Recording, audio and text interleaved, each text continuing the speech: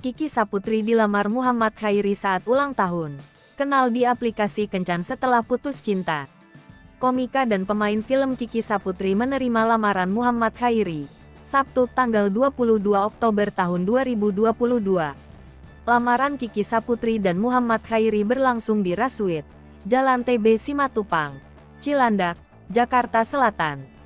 Lamaran ini terasa begitu istimewa lantaran digelar bersamaan dengan perayaan ulang tahun ke-29 Kiki Saputri. Kiki Saputri merasa semakin yakin menikah dan segera melepaskan masa lajangnya. Kiki Saputri mengenal Muhammad Khairi di aplikasi Kencan. Kiki Saputri mengenal Muhammad Khairi sesaat setelah patah hati. Kiki Saputri sempat terguncang setelah batal menikah hingga ditipu 2 miliar rupiah. Kala itu Kiki Saputri mengaku sampai ingin mengakhiri hidupnya. Meski begitu Kiki Saputri masih dapat berpikir positif hingga coba membuka kembali hatinya dan bertemu Muhammad Khairi.